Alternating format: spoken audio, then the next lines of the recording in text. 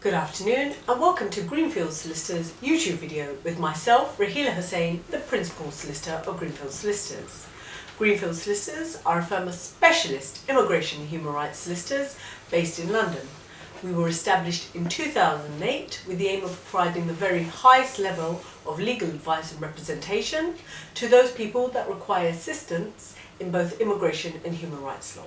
If you have an immigration inquiry or if you would like to book a consultation for immigration advice, please do contact Greenfields Solicitors on 0208 884 1166, or you may of course contact us via our website at www.greenfieldsolicitors.com. This afternoon I would like to talk about a very popular subject and a strong practice area of law at this firm, which is the subject of overstayers and regularisation of legal status. Please do be informed that the information I provide in today's video is only information and general information and should not be relied upon and does not constitute legal advice. If you would like legal advice from myself or any of my team members, please do contact us for a consultation. We would be pleased to provide you advice during your consultation.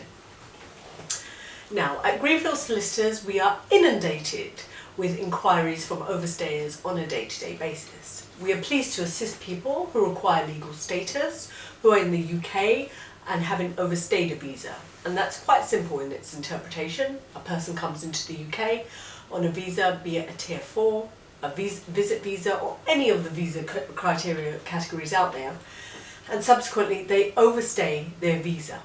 Every visa has an expiry date. This will be placed in the person's visa. If they therefore do not return to their home country or leave the UK within 28 days, then they will be considered an overstayer. An overstayer is also an individual who was granted leave to remain in the UK, so perhaps they've got numerous visa extensions whilst in the UK, and then following a visa extension which expired, they chose not to leave within 28 days for whatever reason they may have. Often people tell us they cannot, will not, or can or shall not return to their native home country because they may have established a life in the UK. So now that we know what an overstayer is, what can an overstayer do to try and regularise their legal status in the UK? Well, at Greenfields Solicitors, I'm going to give you an idea of how we approach overstayer cases. So myself, I may receive an inquiry or booking to see a client who has immigration issues and they're an overstayer, and then we will have a consultation which is of course strictly confidential. I should point out that the relationship between solicitors and clients is privileged. What this means is there is a very high level of confidentiality in all information provided by clients to solicitors, and we are duty bound by our Solicitors Code of Conduct and Ethics not to reveal any information to a third party, because our clients' confidentiality and our clients' best interests are paramount and first and foremost to solicitors. Now, at Greenfields Solicitors, when you do book an appointment, we usually just take your very basic details because we want our clients to be comfortable at the initial stages. Obviously, we are aware that many of our clients have a fear, or they are scared of being apprehended, or they are unsure of what they can expect when they approach a firm of solicitors. But we can assure you at Greenfields Solicitors, it is our duty and our passion to help those in need, and we will always endeavour to provide our very highest level of legal representation, and you can place your confidence in myself and our team, as has been the case for the 9 years that we have now been established. So during the consultation, which can be done over the phone or via telephone with me for convenience of clients, I will provide legal advice and consult them on what kind of application they can make as an overstayer. We shall also advise them on if their case is strong, or if it has poor merits, or if there are reasonable merits, and we will try and advise and assist a client to an honest and accurate standard. Now, I should point out that we cannot always assist every migrant that comes through the door, because sometimes people have weak cases or their cases do not satisfy the immigration laws and regulations. Greenfields Solicitors prides itself on its honesty. We are here to help. We are here to ensure that people have the best advice so they can make an informed decision on whether they wish to pursue a case or not. Now, there are many cases where we have submitted and we have been extremely successful in obtaining legal status for our clients. As I touched on earlier, this firm specialises predominantly in many overstayer cases, and these can be from people who are single with no dependents, or for families who have all overstayed, or for a family member who has no legal status but the rest of their family members do. So if you do have an overstay issue or inquiry, please do refer it to us and we will certainly see if we can assist you. Now, what kind of cases get legal status and what kind of legal status do they get? Well, if one makes an application to the Home Office requesting regularisation of legal status as an overstayer, then the Home Office will consider the entire application and the circumstances evidence provided in that application to see whether that person should qualify for leave to remain on a discretionary leave to remain basis. So the Secretary of State will be concerned with whether that person fulfills the immigration rules and requirements and whether they have proven sufficiently whether they are somebody who should be obtaining legal status in the UK. If they are granted that legal status, then they will be granted 2.5 years, that's 2.5 years, discretionary leave to remain outside of the immigration rules, which is extendable. And one can extend that for either a 10-year period or a 5-year period, and then be eligible for indefinite leave to remain. The route, be it the 10-year or 5-year route, could be explained by a legal advisor, and it will depend on each individual circumstances. So please do obtain the best legal advice you can get before you apply or make an application. Now, with an overstay application, commonly at Greenfields Solicitors, we have to submit an immigration application form, which is available on the Home Office website, along with the relevant Home Office fee, which currently for leave to remain applications has been increased to £993 by the Home Office, effective from April 2017.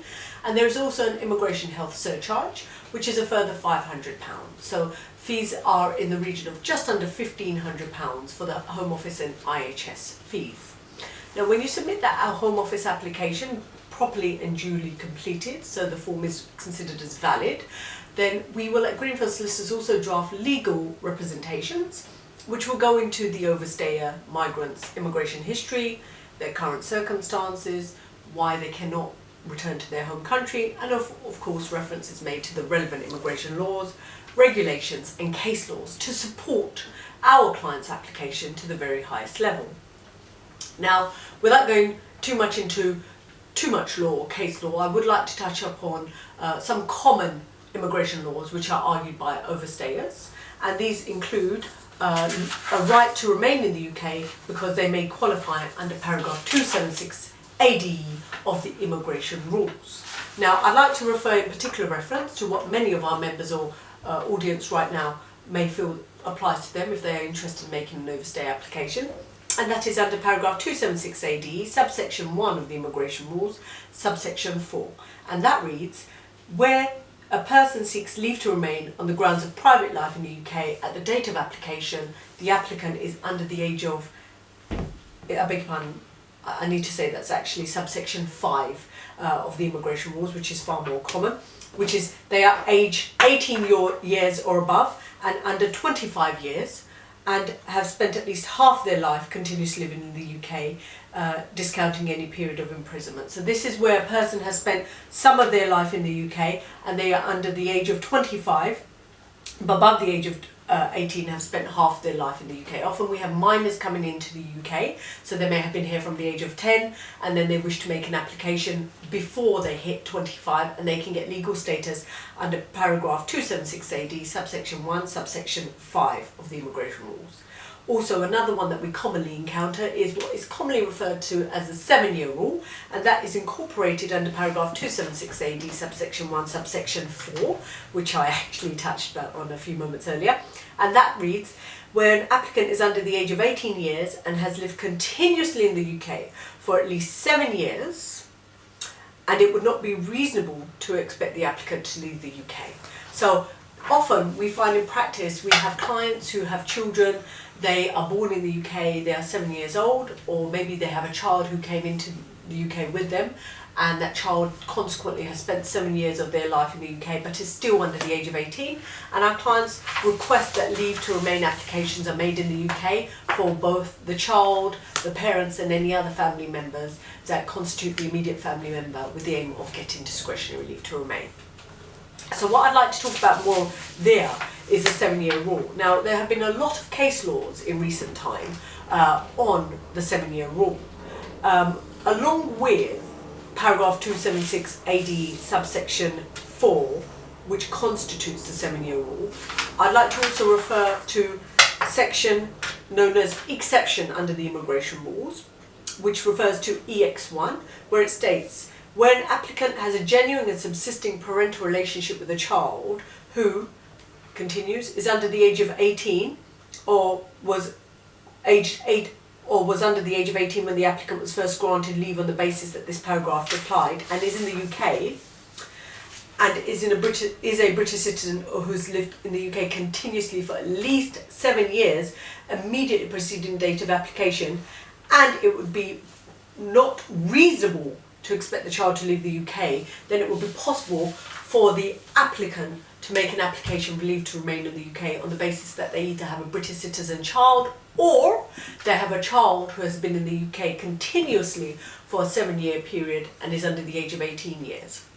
So where one has a child and there is a 7-year rule, or that child is a British citizen, then the applicant can look into making an application for leave to remain on a discretionary leave to remain basis. Indeed, at Greenfields Solicitors, we undertake these applications on a day-to-day basis, and thankfully our most recent statistics show that 3 out of 4 clients who approach Greenfields Solicitors who are taken on as clients of the firm and we represent them are granted discretionary leave to remain. You can read our clients' testimonials shown at our website on www.greenfieldsolicitors.com. Also, that we have various reviews with reviews.co.uk, and we have many clients who often give us testimonials there based on the legal advice and representation service they've provided.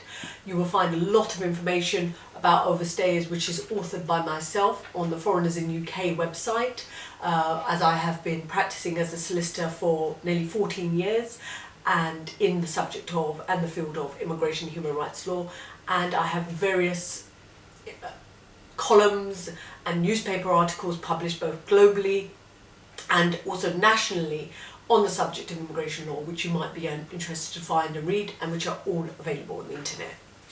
Now, what do we do with adult clients who have no children, who have no dependents, who are single, who have no partner here? Well, under paragraph 276 AD of the immigration rules, there is subsection 6, and that reads, where an applicant is aged 18 years above, has lived continuously in the UK for less than 20 years, discounting any period of imprisonment, but there would be very significant obstacles to the applicant's integration into the country to which he would have to go to if required to leave the UK, well, that person can make an application for discretionary leave to remain. Now, the key words here are, what are very significant obstacles as per the requirements of 276 AD subsection 1 subsection 6? Well, this is decided on a case-to-case basis. For example, it could be that the applicant has no family members to return to in their home country. It could be that their home country is in a volatile and difficult situation, which would make it very, very difficult and unsafe for that person to reintegrate into their home country.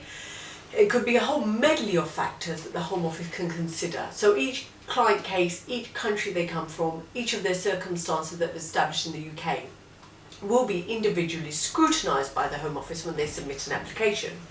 Often with human rights applications, which is what these often are, the Home Office will also look into the Human Rights Act, and in such cases where we argue overstay cases, we are often arguing along with the Immigration Rules Human Rights Act, such as Article 8 of the Human Rights Act, which provides protection to individuals when they have established a family or private life in the UK. So they can say to the Home Office, look, please don't interfere with my life here, don't remove me, don't deport me from the UK. I have established either a private life or perhaps both a private and family life, and it would be extremely wrong and detrimental and a breach of both myself, human rights, and perhaps my family members' human rights if you removed me from the UK.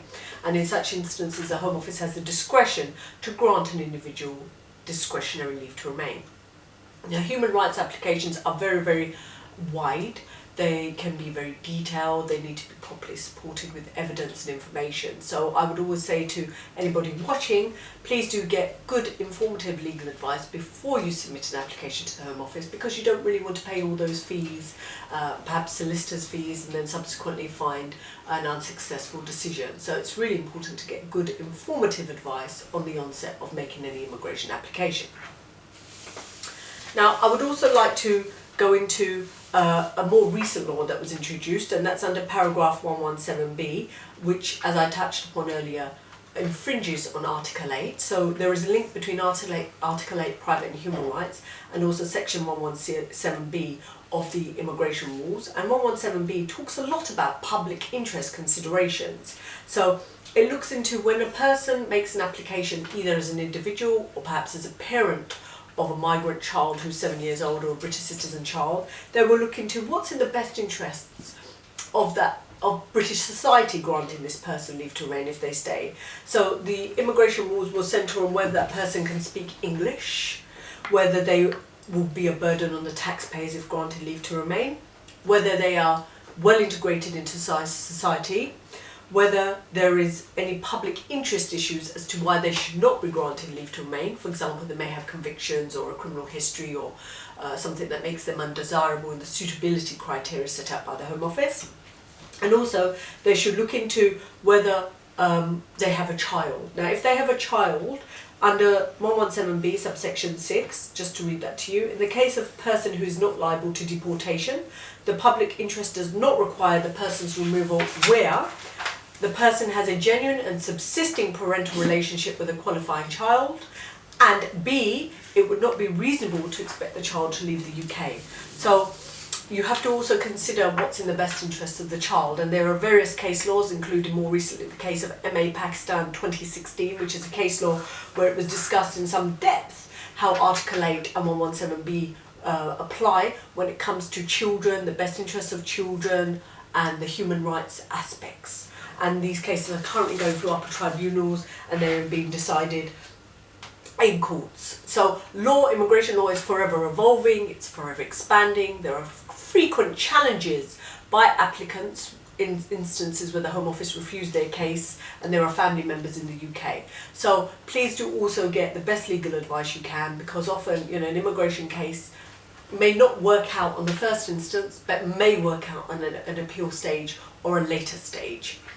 So it's very important to remember overstayer cases, even if there's fear, even if there's a poor case, get legal advice, find out if it's possible, because often it's better to put in a case just to show that you are trying to comply with the Home Office's regulations, because in this country everybody should try and make an effort to regulise their legal status at some stage.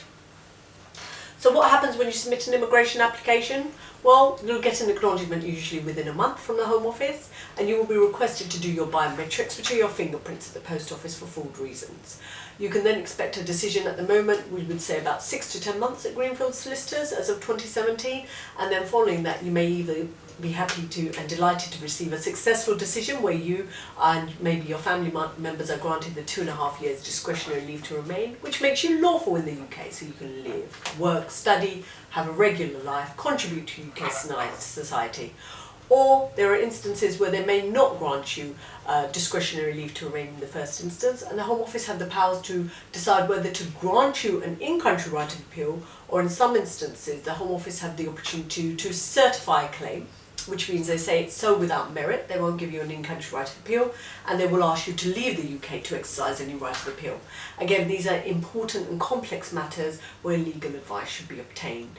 Now, I hope that's given you a good overview of overstayers and the kind of work and the help and support we can provide at Greenfields Solicitors. It is a very vast area, and I hope this video has been helpful to provide you some information. If you require advice or a consultation on your legal matter, please do come to Greenfields Solicitors. If we can help you, we will. Our contact number again is 0208 884 1166. We regularly update both our Greenfields Solicitors Facebook and Twitter accounts with immigration news and updates, which you may find useful and you may wish to like to subscribe to, as it has a whole medley of immigration topics there. And also you can contact us at info@greenfieldsolicitors.com. I thank you for watching this video with myself, Raheela Hussain, the Principal of Greenfields Solicitors, and I do look forward to seeing you soon again. Thank you so much. 25 seconds left.